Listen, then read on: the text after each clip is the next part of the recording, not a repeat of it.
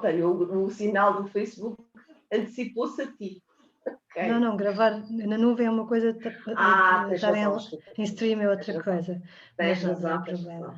Estou aqui para educar. Exato, sempre para te ajudar a não fazer má figura. Bom, beijinhos a todos e boa noite. Não te vais embora, fica por aí, só favor, não nos deixes cair no vazio. Ok, boa noite a todos, boa noite a também quem se está a juntar agora em direto no Facebook. Estamos aqui em mais uma das palestras realizadas ou organizadas pela Escola Nacional de Feng Shui, desta feita com um tema que já foi abordado numa das nossas palestras aqui há uns meses atrás, do Feng Shui intuitivo, falámos um bocadinho do que era o Space Clearing, mas é um tema que normalmente suscita muito interesse e às vezes algum bocadinho de desinformação.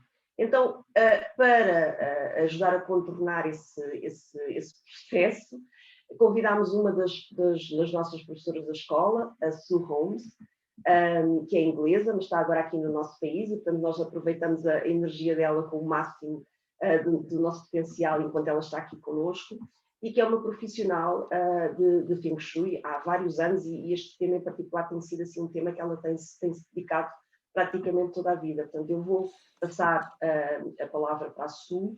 Esta palestra vai ser transmitida em inglês, portanto a Sue fala inglês, e eu de vez em quando vou colocando aqui a mensagem geral no bate-papo, assim uma tradução para que alguns que tenham um bocadinho mais de dificuldade com a língua possam acompanhar. Okay? Então, boa noite a todos e espero que gostem. Sue, I was just introducing you, a little bit about the team, about you. So I'm gonna your show is on. Thank you so much, Paula. Thank you. And thank you everybody and welcome. My name's Sue Holmes and I'm a space clearing and geomancy and feng shui consultant. And I'm here tonight to share with you a little bit about my work and the course I'm offering, and also to be available here if anybody has any questions on the subject of space clearing and geomancy. Do just pop it into the chat if you have a question, and Paula can always let me know because I might not be always keeping an eye on the questions. And feel free obviously to write in Portuguese. So forgive me. So just let me translate that what you're saying about the questions, because some of the people may not understand. Então, para quem não possa eventualmente perceber um bocadinho menos bem o inglês, se tiverem alguma questão direta, alguma experiência ou alguma coisa que queiram perguntar à Sue, podem sempre colocar a mensagem aqui no WhatsApp e eu depois passo a informação à Sue para ela vos responder. Okay? Sorry, Sue, you can go on. Thank you. And forgive me that I don't speak Portuguese yet, but you never know, it might be possible one day, seeing as I'm coming to live here. So perhaps I can start a little bit about myself to begin with. So I was first drawn to work with space clearing when I first came to a feng shui course. And I just found the whole thing fascinating, and it was a kind of very exciting for me to find a subject that was so fascinating and seemed so relevant. And then when I started to work with land healing and space clearing, it just really kind of sparked a passion for working in these ways. And then I started to learn about shamanic healing, healing for myself, and in the process learning about how to bring healing to others and healing to places. And I've kind of woven together all of the skills that I've been training with over the years into the consultations that I offer now, in much the same way that everybody does, I suppose. We all bring a combination of different skills together.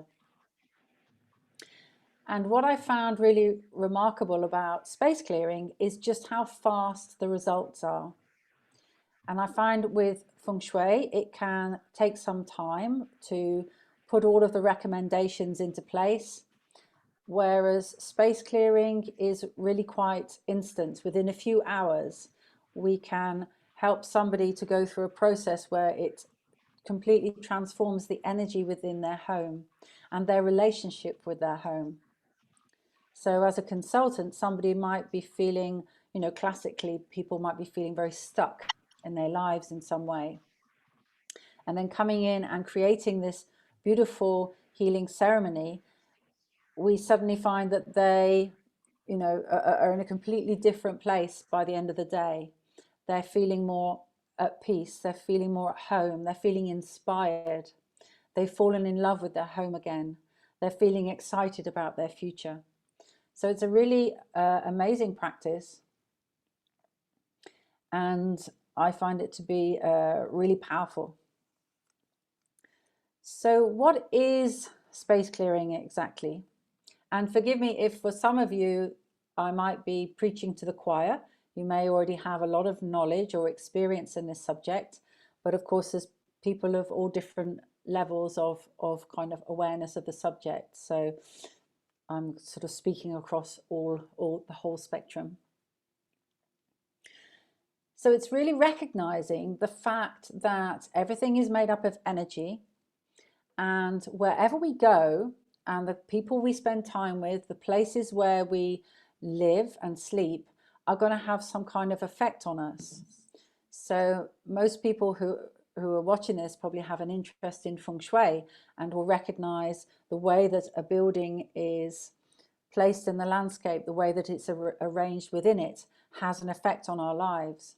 So also there is what we might call predecessor chi. So the chi of the people who've lived there in the past, the chi of our own personal history within that building. And then there's the chi of the land and all the experiences the land has had, not only on top of the land, but also underneath it, to do with underground water, to do with cavities in the rocks, to do with things that are happening locally. So there's a lot of influences, and I like to have the analogy that if we only pay attention to the feng shui and the interior design, and we don't look at the other energies that have collected within a space, then it's a bit like putting on a beautiful new outfit but not having a shower or a bath. So what kind of energies do we find in places? So you've all had that experience, I'm sure, of having a spring clean, when you do a really good clean of your house and how it feels really good afterwards. And then if you do some clutter clearing, getting rid of stuff that's collected that you don't really love, that's not tidy and that's not useful. And when you clear away some clutter and you have a good clean, how good the house feels. Well, space clearing takes it to the next level, next level, next level. It's like if you haven't actually experienced what space clearing can do, it's taking that to its ultimate level.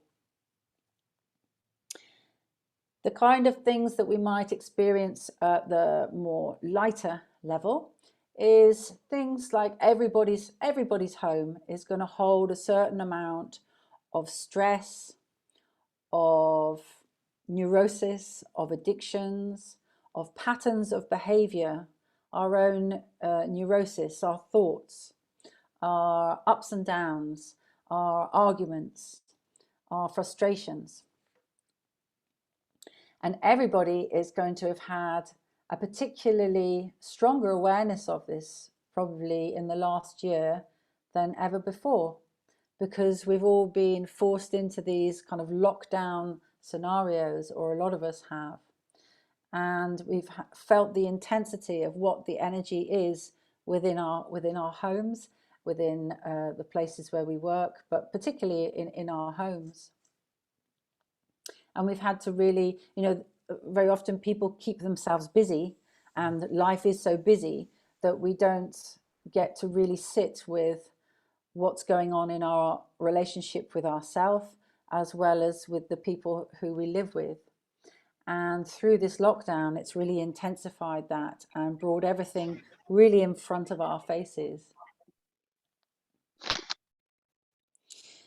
So as well as clearing away sort of everyday kind of experiences, sometimes there are heavier experiences that have happened in buildings that it's really important to bring this this space clearing work to. So I've been to many houses that have experienced things like divorces and separations, money problems, bankruptcies, evictions, miscarriages, abuse, suicides. Sometimes a building might have been, in the past, it might have been a prison or a psychiatric hospital. It could have been ancient battle or concentration camps, sites of executions from the past, places that are linked to slavery. So this could be actual events that have happened, or that money came from some kind of exploitation, such as the slave trade, and then that money built the house. Or it could be the people who built the house, the builder was going through a really difficult time in his life, and he built that house whilst he was full of stress and anguish. Or maybe some of the materials the house was built with was stolen, or something like that. So there's many layers in which the energy of the house can have some energies that are sad or heavy or uncomfortable.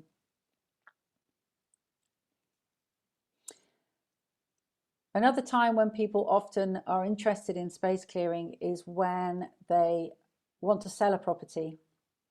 And sometimes it can be not only a build-up of all of the experiences that have happened in that house, but also the fact that perhaps they're a bit attached to the place, and they don't, on some level, they don't actually really want to let it go. They still think of it as their home. So there can be also layers of attachment. Another time that it's great to do a space clearing is when we move into a new home. So we want to really take full ownership of that home, clear away the energy of the previous people's experiences, and start off with a fresh start.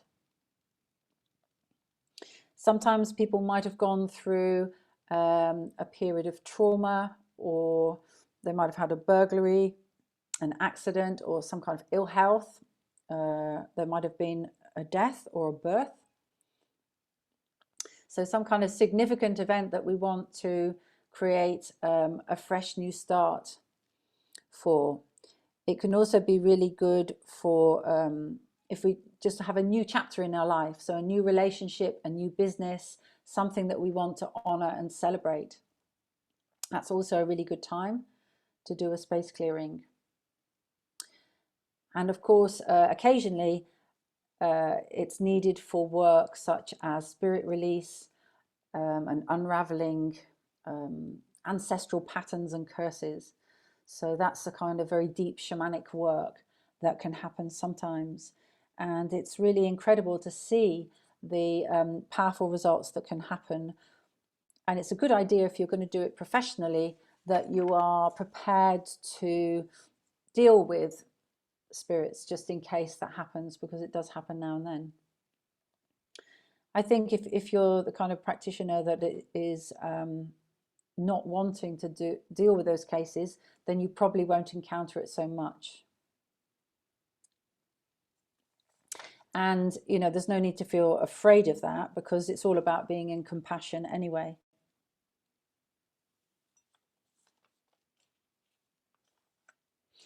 So when we create a space clearing, it's really about working with ceremony. And the idea is that we open up a sacred space where we can detect the different frequencies of energy within a home. So if you like, there's a kind of an energetic soup that we're moving through, and being able to detect those energies is a very important part of doing it professionally. And then creating a beautiful ceremony in which this energy can be acknowledged and cleared away, often using the elements, working with sacred smoke and fire and water, for example. and also working with instruments of sound healing. So there's the ones that I tend to work with is shamanic drum, and with rattles, and with bells, Balinese bells, and a gong, and different chimes and crystal tools.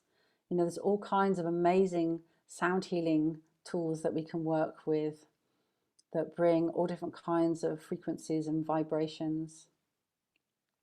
But I'm working also shamanically. So that brings me perhaps to talk a little bit about my course. I'll just finish off the what I was saying before about how when we're creating the ceremony, so we want to first of all be detecting the energies and doing the preparation work, such as creating flower offerings and communicating with our client to find out what are their intentions. And then we go through the actual opening up the sacred space, carrying out a ceremony where we're doing the clearing. And then we come to an invocation part of the ceremony where once we've done the clearing, we want to fill up that space. So wherever there's a vacuum, it's going to fill up with energy. We want to very consciously fill it up with really beautiful, positive energy that's going to support our life or their life if we're facilitating it for somebody else. So that's where we want to really be tuning into what the client's intentions are, or if it's for our own home, what is it we're calling in for our lives? What is the kind of energy that we really need to help support us in our next step in life? And so we've got preparation, clearing, invocation, and then sealing. So those are the kind of four classical main steps to the process of space clearing. And the sealing is where in some way we create a sealing that will, an energetic sealing that holds in all of the blessings, all of the beauty, so that brings a closure to the ceremony. So perhaps I'll share a little about my training course, and then I can answer any questions if there are some questions. So the way that I've structured this course is that there are, you can either do 6 modules or you can do 12.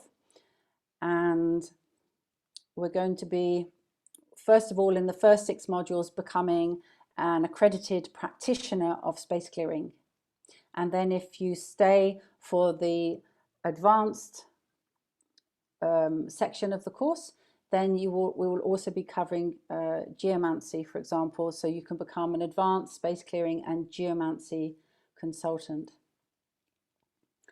And there are 6 main roles that you will train to fulfill. And whether you come as a beginner or whether you're already a practitioner, it's just going to take you to your own next level and to help you to expand the skills and the methods and the experience you have so that you really embody the practices and can take them out into the world. So the first of the 6 roles is to be the practitioner. So by space clearing yourself and your own home, you're really going to have a very deep knowing and gnosis of what the practice is, and to really understand all the challenges that can come up as well as experience the benefits, so that you can be a really good ambassador for the practice. And I'll also be sharing ways in which you can prepare yourself so that you're really in good shape to be able to go to somebody else's home and to bring this beautiful ceremony to them. So it's about walking our talk and being ready to work at a professional level. Secondly, we work as a healer. So as I said, one of the things that really differentiates kind of just having a go compared to doing it professionally is learning how to detect to safely detect those different frequencies of energy, how to read the energy, how to use your senses to detect what needs space clearing in a building. And then how to work with sound healing, including your voice, and different shamanic techniques that I will teach you, including using breath work and different ways of doing shamanic and energy healing to actually heal the space, to bring healing to that home or to that piece of land. And then thirdly, there's the ceremonialist. So how to create a beautiful altar that is really meaningful for yourself or for your client, and how to open, how to hold, and how to close a sacred space, and how to hold space also for your client's experience. So there's a real art to that as well, and I'm very happy to share all of the experiences that I've been through, so that can really equip you with the sort of different scenarios that might come up. And then the fourth is working as a shaman. So in this context, that means using a shamanic journey so that you can journey to your spirit guides to receive wisdom and guidance as to how to bring healing to that particular home. And then when you're working in the ceremony, how to, having developed really strong relationships with your spirit guides,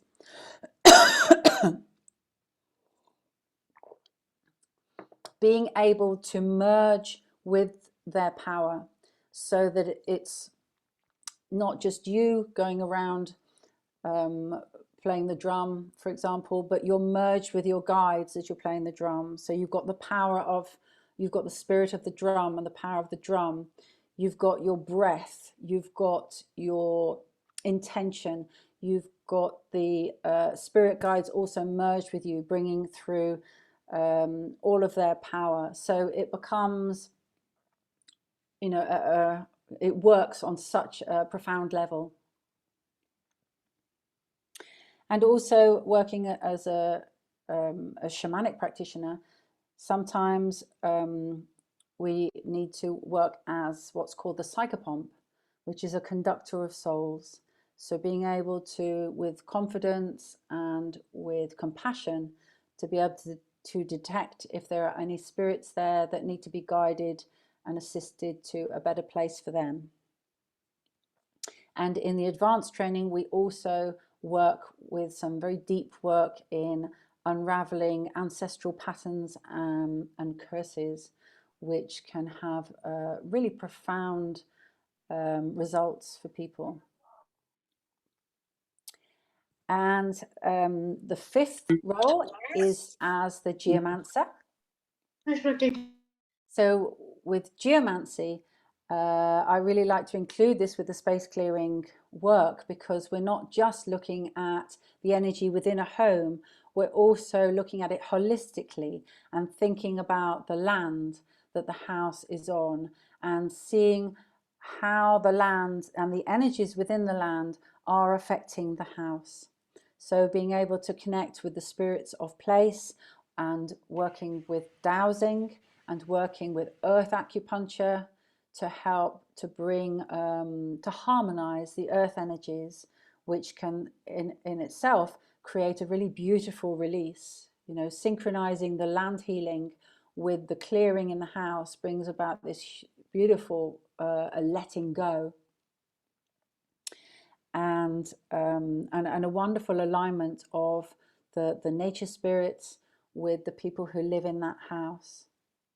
And it's amazing how often I've been called to a space clearing job and found that the what needed to happen was something to do with the land. So for example, there might have been some kind of historical fights about land ownership that are affecting that building.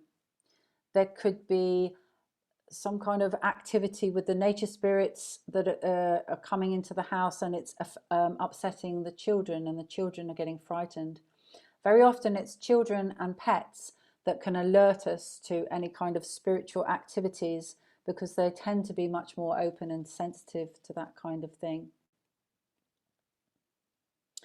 Sometimes, for example, there was somebody whose child was too afraid to go in the garden, and they were afraid in their bedroom. And when I came to the house, it looked like a very ordinary modern house. But when I did my shamanic journeying, I was shown scenes of an ancient battle. And when we investigated it, the owner said, oh yes, in their local church there are lots of pictures about battles that took place in that area. And so we ended up, from journeying and getting guidance, we created an altar to peace in the garden, and having done the clearing on the building and and the healing on the land, and creating an altar to peace, then the child was really happy to sleep in their room again and to play in the garden, and actually took part in creating this altar to peace. So there's always, we can find a very beautiful solution for as part of the healing for whatever has happened in these places that we are somehow drawn to. It's our karma, it's our destiny to come to these places and then to take part in the healing of those buildings and of those lands. In some way we resonate with the stories, and it's all part of our process of awakening. And the sixth role that you were trained to fulfill is to be the consultant. So being able to work with all of this magic and all of these practices, putting it into a professional format that you can use to expand your business, to add to your services that you offer. So perhaps you work as a feng shui consultant or an architect, or you work as a healer or a massage therapist or sound healer, and then you've got the potential to add this to be able to offer to your clients. If you've already got a nice relationship with your clients and you intuitively pick up there's something going on with their home, you can then say, okay, would you like me to come and space clear your home? So we need to know about boundaries, we need to know about ethics, and about how to create a website, how to market what you're offering, and how to work within the law and within things like limits about advertising, what you're allowed to say, that kind of thing.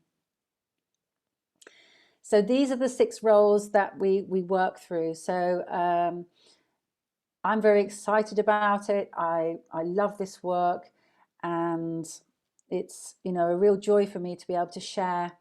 And you can really use me as a kind of a shortcut to your own success by benefiting from me sharing about all the different adventures and experiences I've had as a practitioner. So the course starts on May the 1st, and the early bird price runs until the end of March. So do have a look on my website, themodernshamanacademy.com, and you can have a look at the practitioner page, and you'll see that there is the early bird price, and there's also a couple of payment plans there. If you want to ask me about another kind of payment plan, particularly if you're interested in the... Não, é que tu consegues fazer as tuas coisas todas, eu não consigo fazer nenhuma. Somebody to put on their mute. Eu já dei banho à miúda. Simone, is it you? Do you want to mute? Simone, can you mute yourself? Simone, can you mute? Or can somebody mute Simone? Quite noisy. Paula, are you there? Sorry, Sue. Yes, I'm trying, but I don't have the I cannot do that because Tanya is the only one that can mute people. Tanya, so can you mute? I'm going to ask her. I'm sorry. Yeah, that's okay.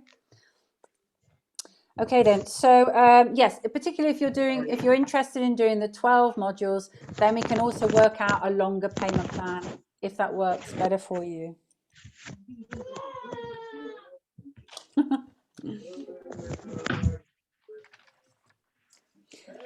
So are there any questions?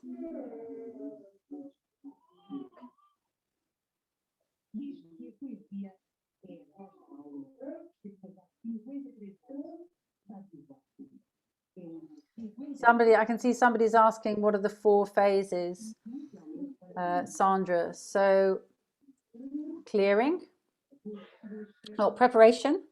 So that's going to be, cleaning, clutter clearing, and preparing the flower offerings, finding out what needs to be cleared, and for the person, for themselves, writing their intention. And then there's the clearing away all the energy of the past. And then there's the invocation, bringing in the clarity, the harmonious vibrations, and the blessings for that person's intentions. And then there's the sealing. So using a visualization, using a ritual to seal in all of the blessings and the good vibrations. So those are the 4 phases of space clearing. Are there any other questions, Paula, that you'd like to translate? Yes. People are asking for you to repeat your website, please. We already. Oh yes. Yes, we already. Yes, and we already share our own information, because you can also find the information about Sue's course in the Feng Shui Academy. So we are sharing this with all of those beautiful people. Okay. So, but if you want to write your website here, maybe it's best. Yes, and there's also, if I can put a link that goes straight to the actual page. Ooh, if I can find it now, which might be helpful, even more helpful for people. Yes, but anyway, they can find all the information in our website. Yeah. So no problem. And also the course is is online, right, Sue? Yes, it's online, and it's going to be so that 1 weekend a month we do 2 live sessions of 90 minutes on the Saturday evening, on the Sunday evening.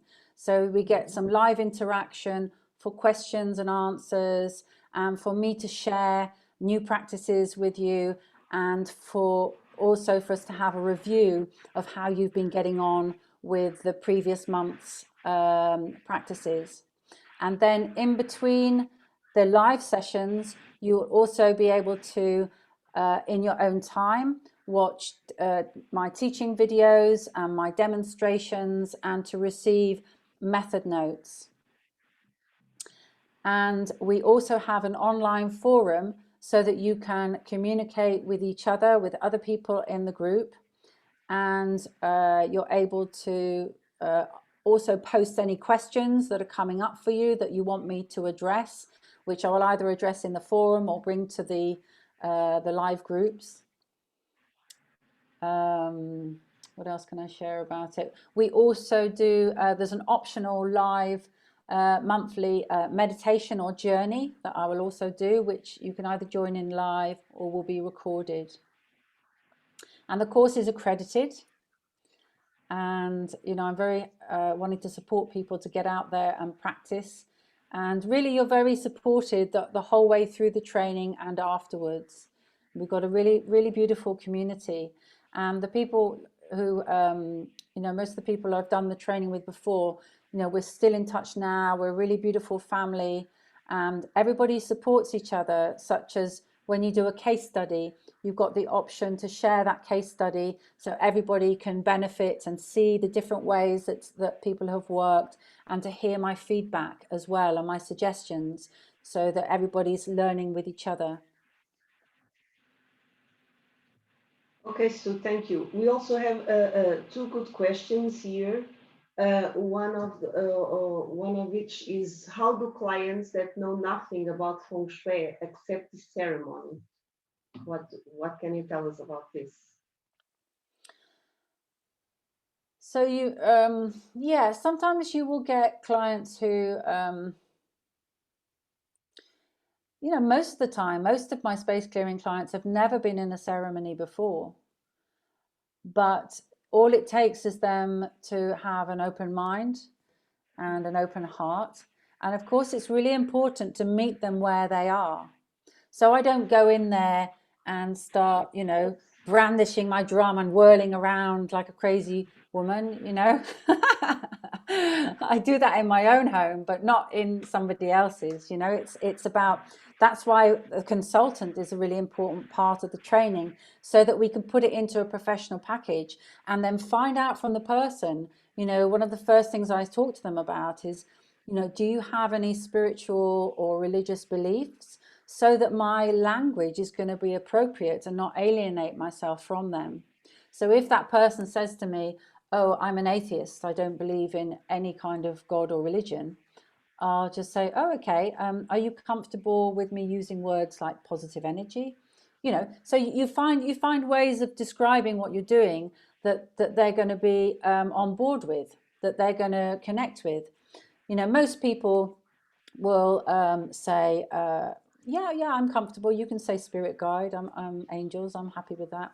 You know, but it's important to check in with them, and as you're doing the work, to just talk about it in a very down to earth way, so that they feel connected to it, because it's their ceremony. It's a ceremony for them and their home.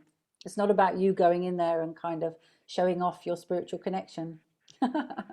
So yeah, it's really important that we always make sure that we're, like you would with any consultation, that you're connecting with your client, you're talking in a language that's appropriate for them, you're tailoring it to them, and then holding space for them through the procedure.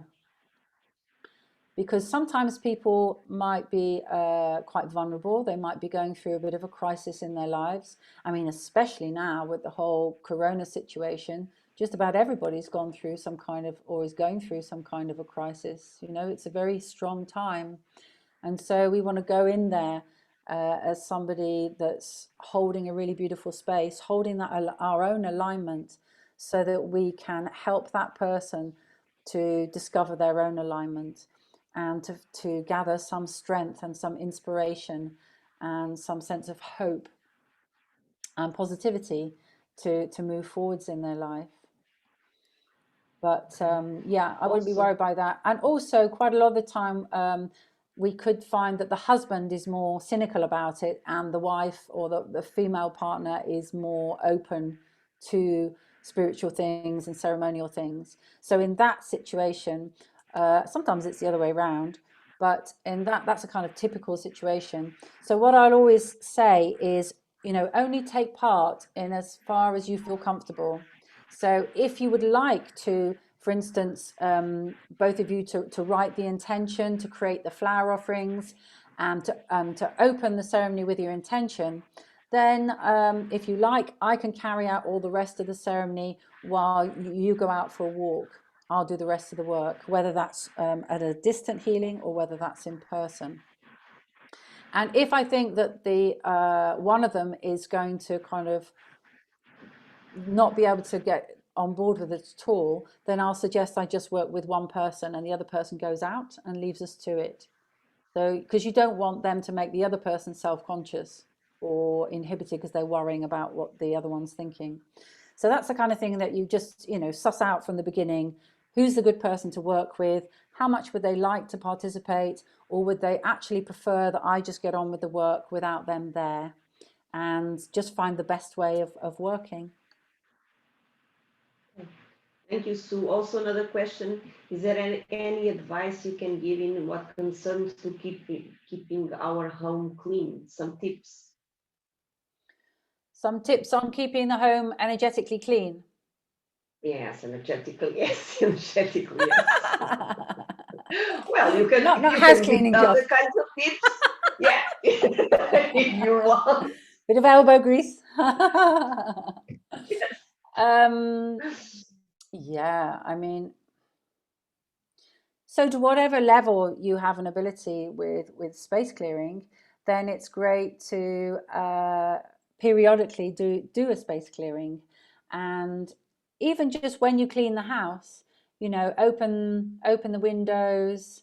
You might like to use some nice essential oils with the water that you're using to do your cleaning with. You can light a candle and set an intention. You can find something that makes a sound, be that a jar of beans or something that you can drum on, and create your own ritual and go through those stages. But of course, I mean, you know, you can learn basic, you know, the basic stages, but really, you know, there's a huge difference between kind of guessing it and coming and learning, you know, how to go about it in a professional way, and gaining the skills to be able to work shamanically, you know, and go to that depth. You know, I like to work with shamanic journeying and with dowsing and with meditation, and energy sensing. So different tools and different ways of, you know, let alone the actual, you know, techniques for shamanic healing. So another way that you can do it yourself, DIY cleansing.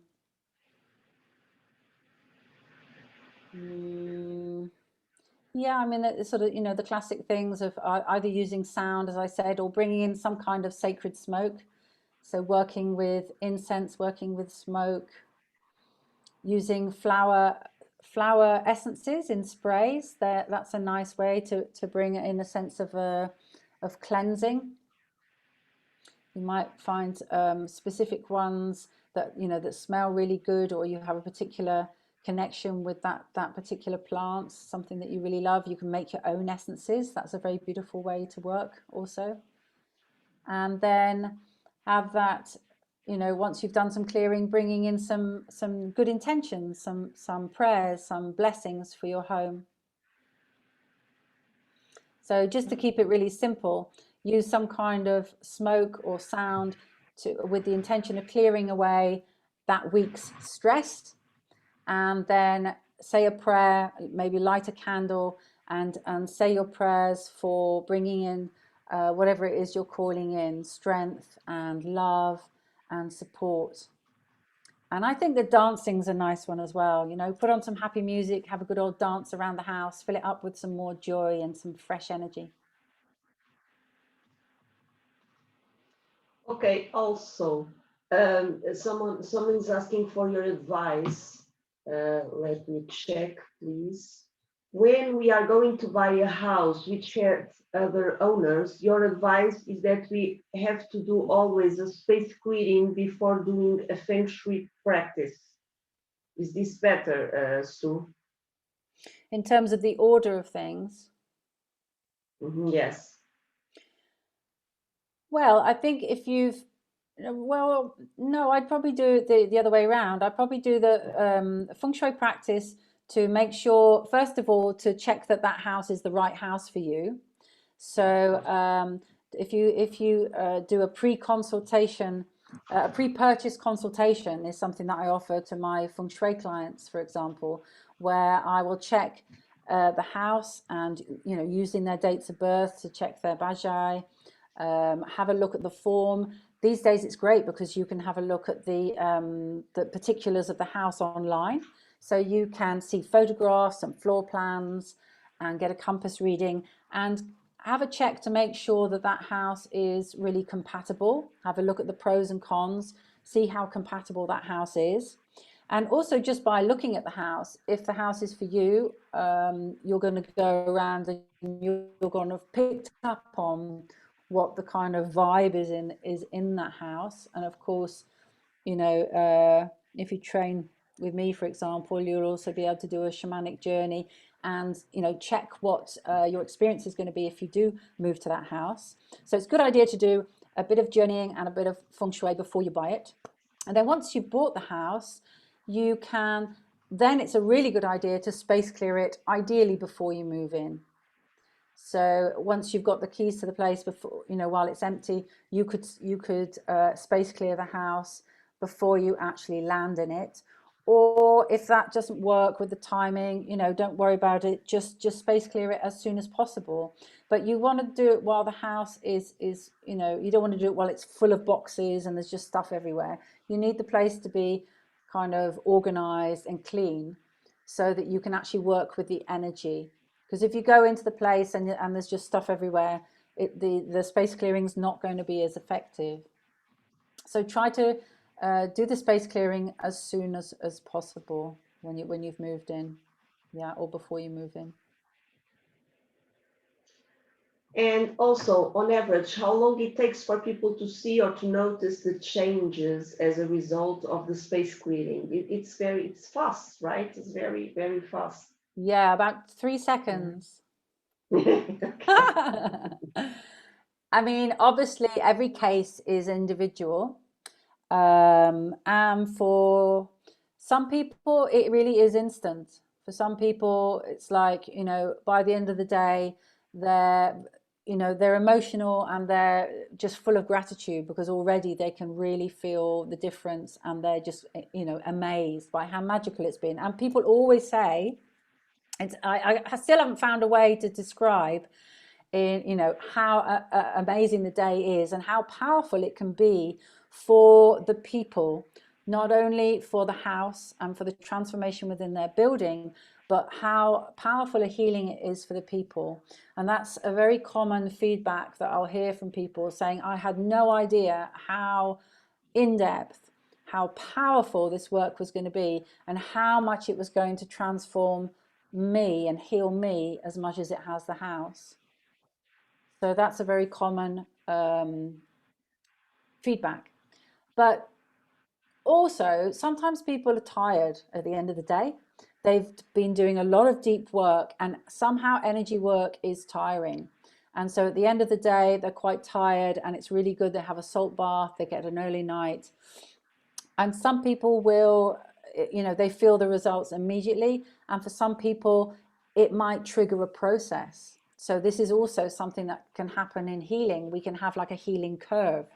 So for example, two people are having difficulties in their relationship and they say, oh, come and space clear the house. And what they're hoping for is you space clear the house and immediately they're just falling completely in love again. But what might happen is they have a big argument because the space clearing kind of clears away all the stuff that's been getting in the way, and it creates space for them to actually get off their chest what they needed to share. And so they need to speak whatever has been suppressed, all the stuff that they've been resenting and not sharing. And maybe they need to bring that forward so that they can then actually find out where they are with each other. There's more truth, there's more open communication. And then things then settle after that because they move into a new phase of their relationship. So sometimes it kind of, you know, takes people on a bit of a journey, or they might have some strange dreams for a couple of nights, and then it becomes comes into this new phase. And sometimes it's just instantly feeling, wow, the clouds have lifted and the sun's come out and and it's all happy. So it's individual, but I find the results tend to be fast, and that's what I really love about it. Okay. How can a land be space cleared before the house is built? Sue, can you give us a little about this? Yeah. So it's really beautiful if we have the opportunity to bring some healing to a piece of land before the house is actually built. Because generally speaking, it's the other way around. We're doing it retrospectively. But it's very beautiful to come to the land, to actually introduce ourselves to the nature spirits, to ask permission to build a house there, and to let the nature spirits know that that's what the intentions are. The intentions are to build a house here. And for example, if there's trees there, to say, okay, we're going to need to take this particular tree down because we're going to build a drive here. So it's like having that communication, that respect, rather than just coming in with bulldozers and kind of smashing into the place and making all the changes, actually coming in and spending some time and to actually communicate with the land and to carry out a beautiful land healing. So dowsing to find out what the earth energies are, journeying to connect with the spirit of that place, and finding out all the information that can come through as to the exact position and location for the house, and how to really bless that land so that the nature spirits will really welcome the building and welcome the people to come and live there. And you can, for example, find out where certain power points are on the land, where the different energy lines are flowing, where the underground water is. And there may be places where you douse that you want to place certain crystals, for example.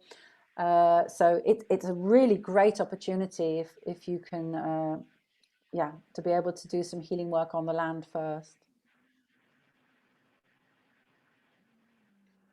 Okay. I think this is it, Sue. We don't have any more questions. Let me check.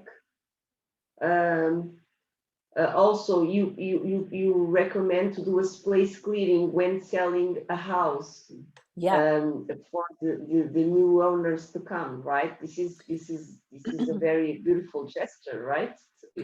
Clear our energy up. Yes, I mean it's a nice way to pay your respects to the house that's looked after you and housed you and been your home for all the years that you've lived there. But it's not only just a kind of a nice gesture for the new people, it's also going to be likely to help the house to sell. Because if the person turns up and it's all full of your energy and it's also got your personal attachment to the place, then it's less likely to feel attractive to those new people. Whereas if you've energetically thanked and released the house, and you've really said, okay, thank you, and I release you in sacred space, in a ceremony, and you've explained, you love that house, but it's time to let it go, and you're calling in the perfect new people that are going to come and they're going to love that house as you have, and you're now ready because you're moving to Lisbon, and it's time to let each other go, and then filling the place with clarity, with love, with beautiful vibrations for these, perfect for the new people.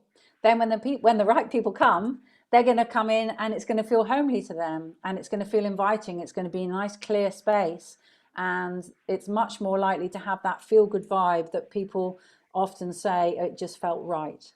That's why I wanted to buy the house. It just felt right.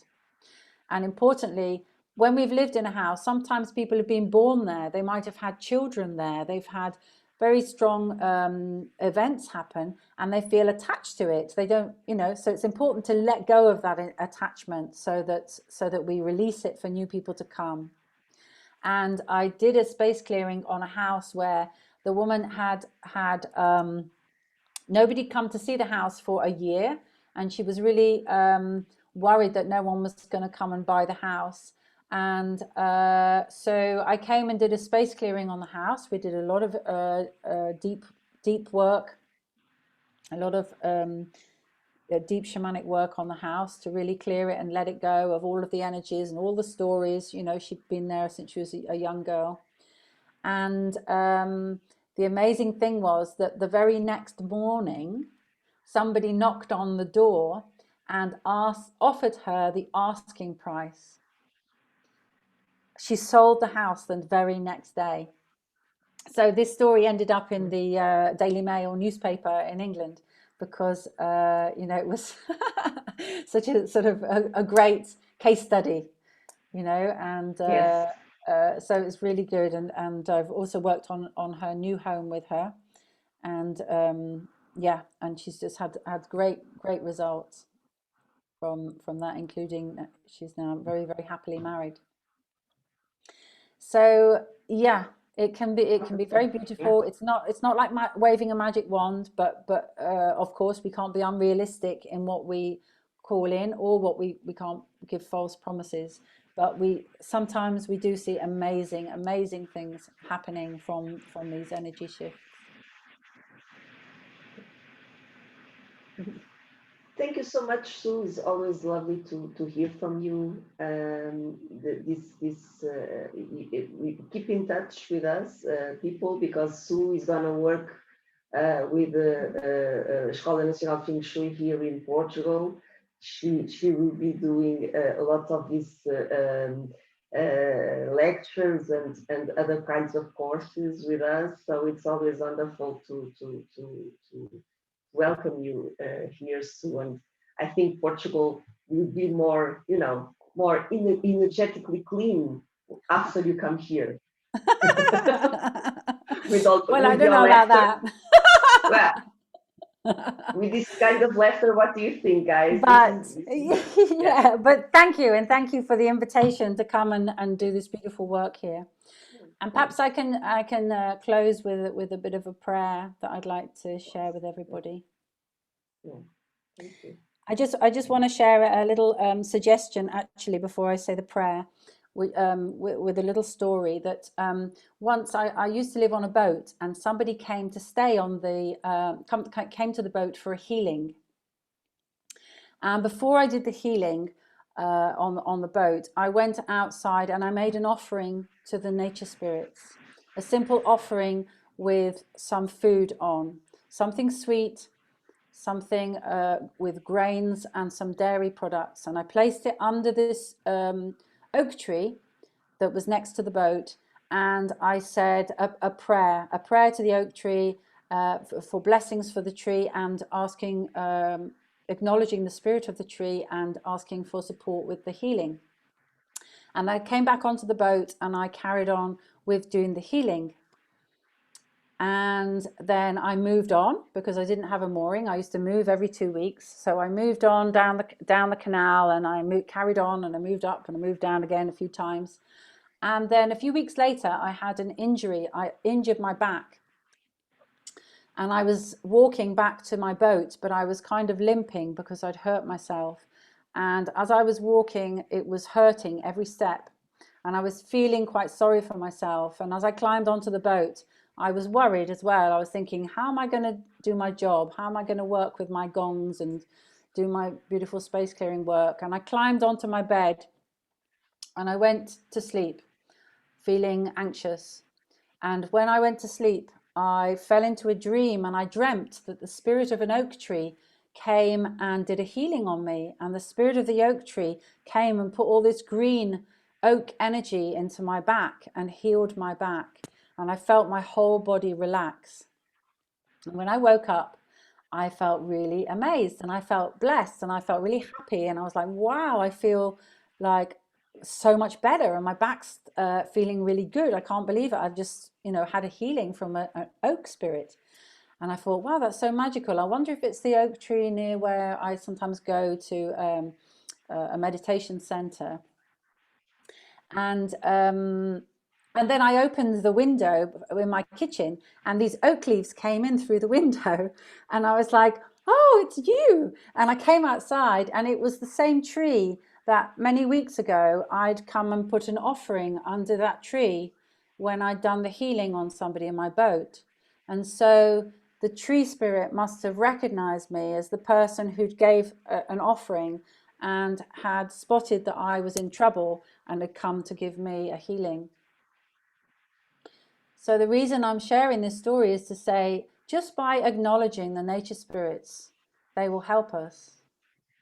Just simply acknowledging them and giving them a simple offering, and then they can help us in amazing ways. So if that resonates with you and you don't already do that, you might like to sometimes on a perhaps it's a full moon or a new moon, or it's just a time when you're really feeling that feeling called to make this offering in some way. And what they particularly like is some grains, some muesli or rice or something like that, and something sweet. Could be honey, and some dairy products, like some local goat's cheese or something, a little shot of nice spirits like whiskey or something like that, or whatever spirits you've got, they like the smell of it, and a cup of tea, whatever the local tea is, and place that out to them with a little prayer, and just start to, you know, have this kind of connection with the nature spirits, whatever that means to you. It could be the spirits of the trees, the spirits of the land, it might be the fairy folk, whatever, or the animals. Of course, we have to be careful we don't start attracting rats and mice and things like that. So don't do it every day. but it's a nice thing to do. And you know, there's a tradition of putting out milk and honey in some places for the nature spirits. So maybe that's a nice little ritual that you might like to do, particularly in these times of uncertainty in the world and the whole kind of corona story that's going off. It's nice for us to find ways to connect to nature and to ask nature to guide us, and the nature spirits who've been here so much longer than us, if they can, to help guide us. And I'd like to close now with a little prayer.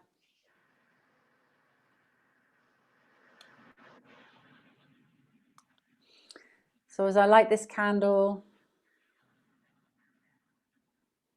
I'm really coming into my heart and calling to us whichever guides and deities are meaningful and we have special connections with. Maybe Fatima, maybe Sant Antonio, whoever you have a special connection with, calling their presence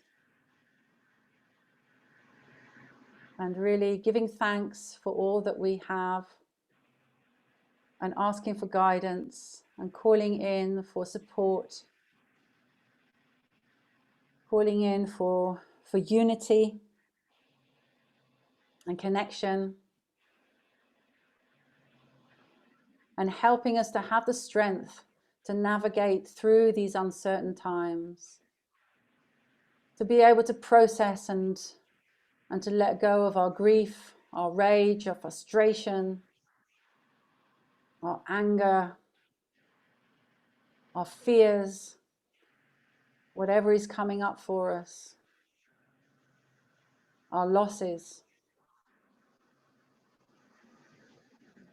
But let us not lose hope, and let us find ways to share our skills, to share our gifts, and to step up to the fact that we were born here at this time because we're meant to be here. And each one of us has a special role to play in this great mystery of life. We are all equally significant and relevant and needed in this universe. So may we all share our hearts and connect with each other and come together in unity and creativity to create a beautiful new chapter for humanity and for all sentient beings, all life forms on the earth, and to be living and walking examples of harmony, of beauty, of love, of forgiveness, of authenticity, and of joy. Many blessings with you all, and thank you so much for being here. Aho. Aho. Thank you so much. That was beautiful. Thank you, Paula. I could see Portugal. I could see Portugal all in light. It was very beautiful. Thank you. Oh, that's lovely. Yeah. Lovely, lovely. Thank you. Okay, now I'm going to say goodbye in Portuguese, if you don't mind, because I don't want to trouble the rest of these beautiful people with my awful English. But, well, we do our best, right? Então, gente bonita, muito obrigada pela vossa presença, muito obrigada pela vossa entrega, pela vossa atenção. Espero que tenham gostado deste momento connosco, deste momento pela Sul. Vocês já vão conhecendo de algumas partilhas que nós vamos fazendo aqui por estas fogueiras virtuais da net. como eu estava a dizer, em inglês, para trazer-vos também à consciência de que a Su vai estar aqui em Portugal, portanto ela vai passar a viver aqui connosco. Portanto, vão encontrar muitas vezes trabalhos dela também na Escola Nacional de Feng Shui.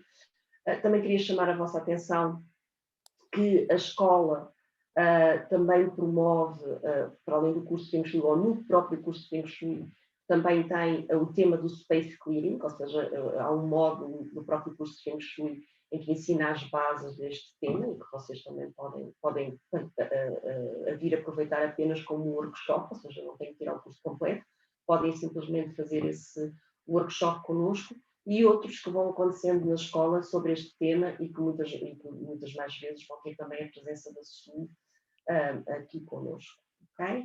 Então, espero contar com a vossa presença da próxima vez que nos decidirmos reunir, e muita boa energia para todos. Espero que estejam bem, espero que estejam de boa saúde, e se estivessem tristes, que saiam deste webinar com um bocadinho mais de leveza, com um bocadinho mais de alegria.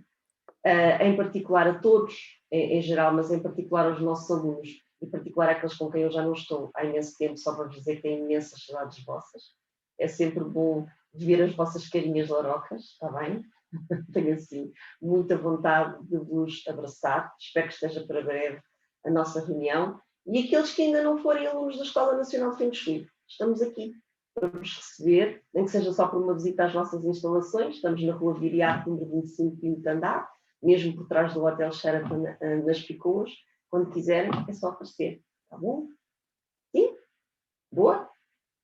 Vamos dormir? Já se faz tarde? Ok, pessoal. Então, eu não sei se me estás a ouvir, Tânia, será para encerrar a sessão?